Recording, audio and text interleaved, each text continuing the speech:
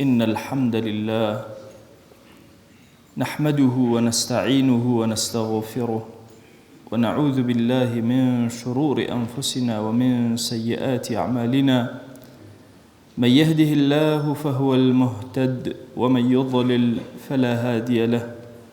أشهد أن لا إله إلا الله وحده لا شريك له، وأشهد أن محمدًا عبده ورسوله. يا أيها الناس اتقوا ربكم الذي خلقكم من نفس واحدة وخلق منها زوجها وبث منهما رجالا كثيرا ونساء، واتقوا الله الذي تساءلون به والأرحام إن الله كان عليكم رقيبا. لپاش سپاس و ستایشێکی بێهەمتا بۆ کردگاری مەزنوو، داواکردنی درود و ڕەحمەت بۆ سەرگیانی پاکی پێشەوای مرۆڤایەتی محەممەد صلی الله تعالى عليه وسلم. یەکێک لە نیعمەتە گەورەکان کە ڕەب العالەمین بە ئێمەی بەخشیوە بریتیە لە نیعمەتی ماڵ. ئینسانەکان بە تەبعی خۆیان حەزیان بە ماڵ هەیە، بۆیە لە قورئانە ئەفەرمێ وإنه لحب الخير لشديد. ئینسان بۆ حبی ماڵ، خیر لەویا بە معنای ماڵە، زۆر شەدید و توندە لە خۆشەویستی ماڵ و داهات و سامانیە. خوا جەلە جەلالوه ئەم نیعمەتە گەورە بۆ ئێمە بەیانەکە، ئەفەرمێ وأمددناكم بأموال وبنين. من هەم کوڕم بە ئێوە عەتا کردووە، هەم ماڵم بە ئێوە عەتا کردووە. کاتێکیش کە باسی بەخشین بۆ ئێمە ئەکات، نافەرمێ لە ماڵی خۆتان ببەخشن، ئەفەرمێ ئەنفقوا مما رەزەقناکم، ببەخشن لەوەی کە ئێمە بە ئێوەمان بەخشیوە. هەموو کە ئەوەی کە هەمانە لە ئەموال و ئەوەی کە کۆمان کردوتەوە، هەر هەموو لە ئەرزاقمان، هەمووی خاوەنی حەقیقەکەی خوایە جەلە جەلالوه. جاران ماوەسایانی ئاینی ئەگەر کتێبێکیان بکڕایە، لەسەر کتێبەکەیان نووسی صاحبی مەجازی ئەس کتاب، خاوەنی مەجازی ئەم کتێبە فڵان کەس. هیچ شتێک خۆیان بە خاوەنی نەئەزانی، چونکە حەقیقەتەکەی مڵک هەر هەمووی بۆ خوایە. ئێمە زۆر کات ئەڵێن لله الملك، الملك لله، إنا لله وإنا إليه راجعون.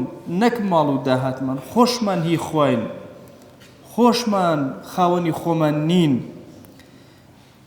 بۆیە خوا جەلە جەلالوه نیعمەتی ماڵی پێبەخشیوین و ئەمری پێکردین بە بەخشینی. بەخشین لە ماڵە زۆر گەورەیە.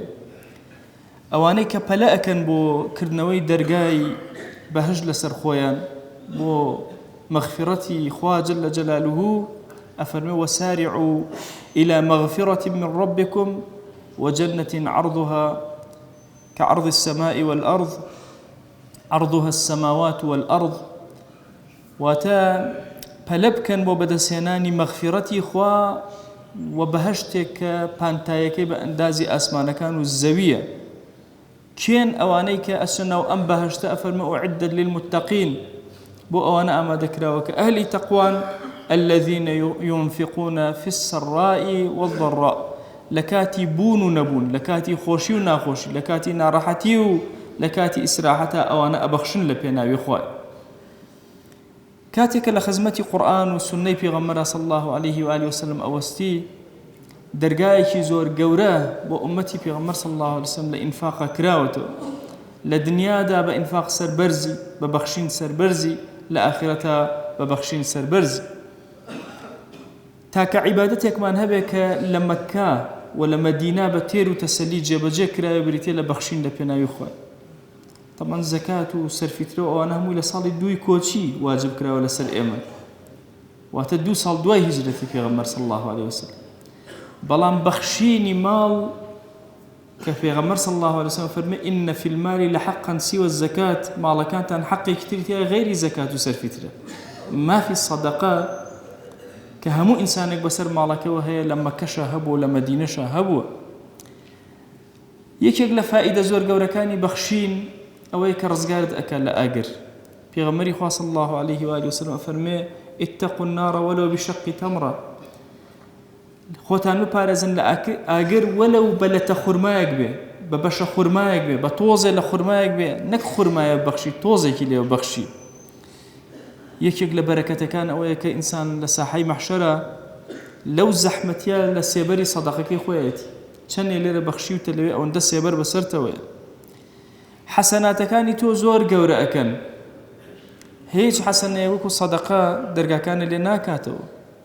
سورة بقرة كوتايكي أفرمي مثل الذين ينفقون أموالهم في سبيل الله كمثل حبة أوانيك أبخشن لبينا يخوايا وكوشون كسيك دنك جنمك أخات الزيو أيدات الدسي خوا. طبعا هيج كسي وكو زارع توكلي بخوانية جل جلاله. عبد الفتاح أبو غداء يكك للنسرة جورا كان أفرمي خوزقا وكساني معاشيان ورقل وكو أو كساني كفلاحا توكلي أن بخواه بو الله بحياتي مع أشخوري نابيني دعاء قبل إخوة معاشكم زيادة شاوري على ترفيع حكمتك الله بيتشواني عقيدة بس همو أفرمي زارعك وكشتو كالكارك كتوبك أخاتنا وعرز أخاتنا وزوي إتر أباريتو ألاليتو شاوي لأسمان هتا خوا بوي زيادك أمدن كجنما حول قيلة دروز بيتو هل لقي صدانا بقريتو لاني كما كيك حوصد ببري أفرمي أجري بخشين أبو شوازي رب العالم. يعني تو أجر هاتو شتيكي بتشوك بخشي لقيامتها زورد بخشي. ويبي غمري خوا صلى الله عليه وسلم أفرمي كسي وهاي يكدن كخرماي بخشيو للروجي قيامتها بقدر كي أحد باداج ورقد. أفرمي شون يكيق لأيوة جوان وكي پروردئك أسبي بتشوك لكردية بيالين جوانو العربية بيالين فلوة. أفرمي شون جوان وكي پروردئك قورئك خوا جل جل أصدقي وقورئك. بويا درجايكي زور قوريه وشونا بهاش بو زوربوني حسناتي إنسان بو زوربوني تشاككاني إنسان شي هي لو خوشتر بك تو ببخشيتو وكو قرزك به وأقرض الله قرضا حسنا هيج كز لأيمن قرزار نوبين أزانين أو كسيكوا قرزية سرشاني چن حريصة بو قرزكي بداته لموعدي خوي ولكاتي خوي دي بيركرا وخدا جل جلاله بابتي بخشينا ولنا وتقرز كتوب خدا أديتو خدا بيد عطاءكات. للروايتك أفرمي أنفق عليك ببخشي عبد منيش أبخشن بسرتوي دو ملائكي إخوة جل جلاله همو بربيانك هوارك ودعاءك يشيشان الله اللهم أعطي منفقا خلفا خوي هركز أبخشي جيكي وبركروا أو ترشيان الله اللهم أعطي ممسكا تلفا خوي أو كسشك كو أكاتو ليو بقرروا ما يدر يا إلهي بوي أفرمي وما أنفقتم من شيء فهو يخلفه هارشتكتو أبخشي لبينا يخوا جل خوي قربوت بركاتو واتم ملكي خوا بخشين أجري خوات الدسكة خوا بوشت بركاتو بلام تش أجري كدسكة أجري بلك مكي لبخشينا بريتين لحوصات هندي العلماء فرمويانا للدوا دس بيك لدكم تريني عندك فرمانا بدليل أم آياته كباسي إنفاق كاتو أفرميوكو حبيق أواي وحوصد دنك جنم أداته بتشوك ترين الرجاء بخشينيتو حوصد لبرانبرا لقيامته ورد قرتو رحمتي خوال الشيخ جيلاني به أفرمي فتشت الأعمال بناو أعمال الدين هموي قرام أفرمي هيج عملكم نبيني لناو دينا بأندازي إطعام الطعام قوري كخواردن بدأ بخلق أو انده قوري بويا أفرمي أجر هموس سرزويه من بويا الشيخ جيلاني أفرمي هرهم أكيد خواردنو در خواردي مخلوقاتي خوام أداب إنسان وغير إنسان همو من بيستو مانا قما آوك درابة صيك خواجل جولة أفرتك زانية بورا همو أمانة شي بأيما ألين بخشيني مالكان بخشيني أويك هتا درقايكي زور قوريك بوتو ولا أبي درقاي بهشتك بو أكاتو بويا أو قومانيك أبخشن لبينا بخوايا جل جلاله زور سر برزو سر قوران همو جيهان ببخشين أشي برر تصور كان يهود بتشي دولتيان دروس كردو ببخشين هرچی فكر هي لسر زويا ببخشين دروس ابن بويا أمتي بيغمر صلى الله عليه وآله وسلم زور بيوسيان ببخشين هي مالا فقير منيمة بيغمري خواه صلى الله عليه وسلم جارك سيدي بلالي كرد بلال كما اشتكو أكردوا كم أي بخشي فرمو أنفق يا بلال أي بلال ببخشە ولا تخشى من ذي العرش إقلالا، نترسي خواني عرج ليو كم كاتو ببخشە. یەکێک لە فەلسەفەکانی ڕۆژوو بریتە لەوەی کە فەقیر ئەبێ ببەخشێ، هەرچی فکر هەیە هەوڵ ئەدا وردە وردە فەقیر بەرز کاتەوە و پارەی بداتێ و داهاتی باتێ بەرزی کاتەوە بۆ ئاستی دەوڵەمەند. بەڵام ئاینی پیرۆزی ئیسلام بە شێوازێکتر بەرزی ئەکاتەوە. هەر کەسێک خواردنی شەو ڕۆژی جەژنی هەبێ واجبە لەسەری سەرفیترە بدە لەم شەریعەتە. بۆچی سەرفیترە بدە؟ بۆی فێر ببێ ببەخشێ، لە پێناوی خوایە دەستی کراوە بێ، دەستکرانەوە لە پێناوی خوایە جەل جەلالوهو زۆر بەرەکەت ئەبارێنێ. عولەما فەرموون ئەگەر شوێنێکی داخراو بەتایبەتی هاوێنەی مەسەلەن ئێرە تەوێڵە، ئەڵێ ئەگەر غەریبەیەک هاتە ئەو شوێنە و برسی بوو هەموو خەڵکی ئەو مەنتیقەیە گونەهبارە، چونکە واجبە لە سەریانە بێ خواردنی میوان بدەن، واجبە لە سەریان حەقی تر بە سەریانەوەیە کە بەخشندەییکەن لە پێناویەکە. بڕواکەن ئەگەر ماڵێک لە دراوسەکانت لە هاوماڵەکانت لە مەنتیقەکەت بە برسێتی سەر بنێتەوە هەموو ئەو مەنتیقەیە هەر هەمووی گونەهبارە بێ لەسەر. هۆی ئومەتی پێغەمبەر صلی الله علیه وسلم ئومەتێکی زیندووە، کاتێ بەڵا ڕووی تێ ئەکا ناکەوێ. ئەزان ئەم زەمەنەی ئەخیر چەند هەرێمی کورسان بە زەحمەتیا تێپەڕیوە، بۆچی نەکەوت؟ هۆکاری بەخشینی دەوڵەمەندەکانە، بەخشینی هەبووەکانە، بەخشینی هەژارەکانە، بوونی ئەو زەکاتە بەهێزەیە لە هەرێمی کوردستان کە هەمووی ئەکاتە ئەوەی کە ئومەتەکە پێکەوە هەڵسێتەوە دروست بێتەوە. بۆیە بابەتی بەخشینێکە لەو بابەتانەی لە دنیا خوددا جێگەی پڕ ئەکاتەوە، لە دنیا زیاترت پێ عەتاءەکە، لە ئاخرەتە بە بەخشین زۆر سەرت بەرز ئەبێ. ئومێد دەکەین ڕەب العالەمین دڵێکی کراوە و گیرفانێکی کراوەمان بداتێ، ئاگامان لە دەور و بەر و چواردەرمان بێ، لەعەل لە دەرگای خەیر بەسەر هەموو ئومەتی پێغەمبەر صلی الله علیه وسلم ئەکرێتەوە. خوای گیان لێت ئەپاڕێنەوە لێت ئەلاڵێنەوە بە ناوی جوانت بە صیفەتی بەرزە بە ئیسمی عەظەمت.